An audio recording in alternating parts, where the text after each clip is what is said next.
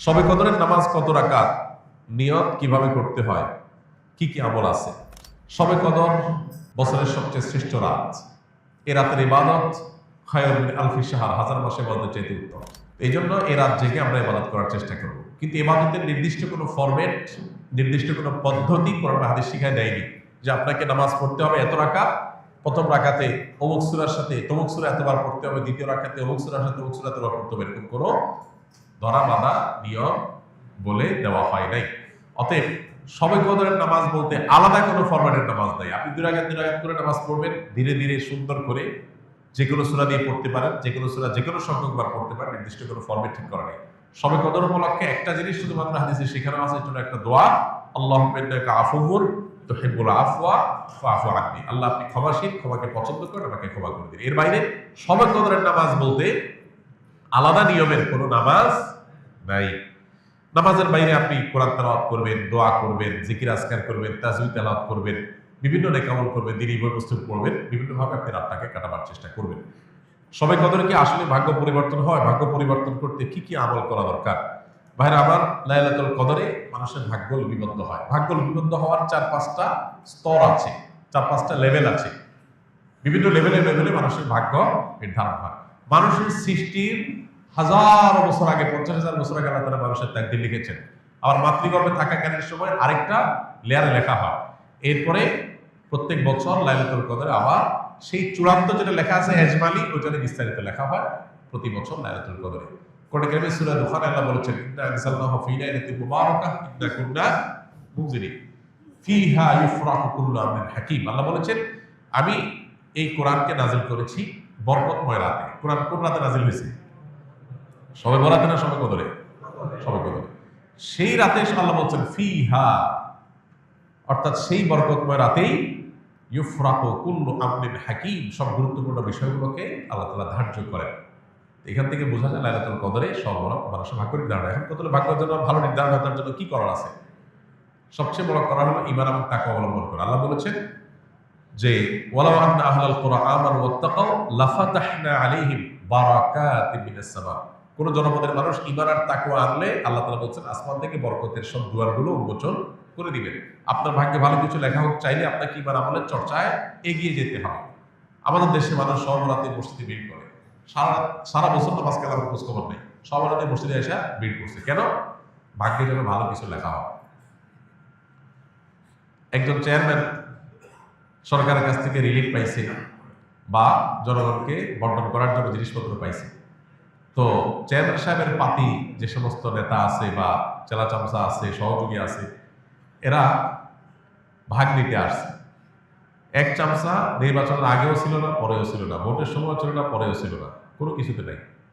এখন যখন সরকারি চাইনা এসে হাজির হয়ে গেছে, গমা এসে হাজির হয়ে গেছে, সে এসে ভাগ নিতে হাজির হয়ে গেছে। কি বলেন, এ পাবে ভাগে? আর যে সবসময় ছিল, ও যদি এদিন হাজির নাও হইতে পারে, তারপর চেয়ারম্যান সাহেব তার জন্য ঠিকই রেখে দিবে যে তুমি এগুলো বন্টন করো তোমার এলাকায়। একইভাবে আল্লাহ রাব্বুল আলামিনের আনুগত্য যদি আমরা সবসময় করি, ইনশাআল্লাহ আল্লাহ আমাদের নসিবে ভালো কিছু দিবেন।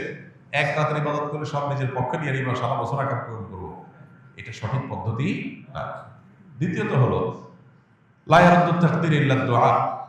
দোয়া এমন একটা হাতিয়ার যে আল্লাহ তাআলা তাকদীরের দুইটা পার্ট আছে, একটা গায়রে মুবরাম, একটা মুবরাম, একটা চূড়ান্ত, একটা অচূড়ান্ত।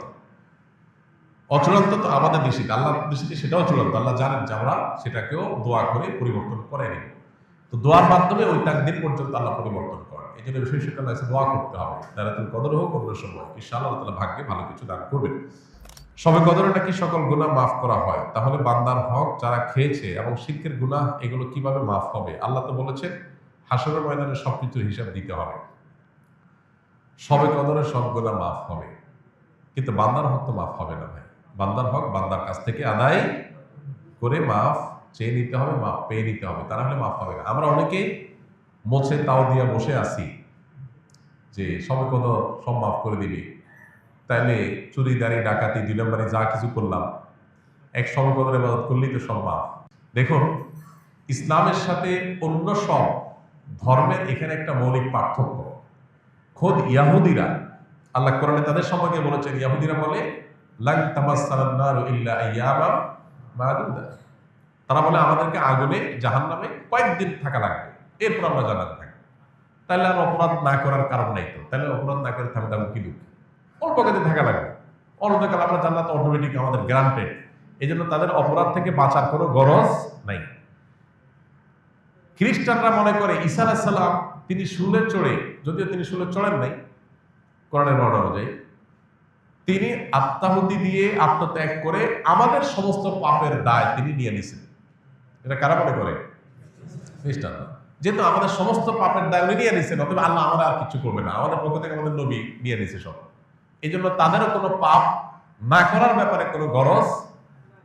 ইসলাম এমন এক দিন, যে দিন বারবার করে কোরআনের পাতায় পাতায় বলেছে ওয়া আল্লাহ তাজিরু ওয়াজিরাতুন বিজরা উখরা, কারোর পাপের বোঝা আর কেউ বহন করতে পারবে না, কোনো অপশন নাই। তুমি পাপ করছো, তোমাকে পেতে হবে। এই জন্য একজন ইমানদার পাপ করলে সেটার প্রায়শ্চিত্ত করতে হবে। আপনি পাপ করবেন, অন্যের হক নষ্ট করবেন, আর সবকদরে আপনারা মাফ করে দিবে। জি না, সবকদরে আপনার ছোটখাটো গুনাহগুলো মাফ করে দিবে, কিন্তু আল্লাহর কাছ থেকে বান্দার হক নিয়ে মাফ পাইতে হলে তারটা তাকে ফেরত দিতে হবে, তার কাছে মাফ চেয়ে দিতে হবে, তারপর আল্লাহ তাআলা মাফ করবেন। অতএব এই বিষয়ে যেন আমাদের ঘাটতি না থাকে। আল্লাহ তাআলার 99 নাম মুখস্থ করার ফজিলত কি? আল্লাহ রাব্বুল আলামিনের 99 নাম এ সম্পর্কে হাদিসে আসছে, নবী সাল্লাল্লাহু আলাইহি ওয়াসাল্লাম বলেছেন ইন্না লিল্লাহি 99 ইসমা, যে ব্যক্তি আল্লাহ তাআলার 99টি নাম আছে, যে ব্যক্তি এগুলোকে হেফাজত করবে, সংরক্ষণ করবে, মুখস্থ করবে, এই ব্যক্তি জান্নাতে প্রবেশ করবে।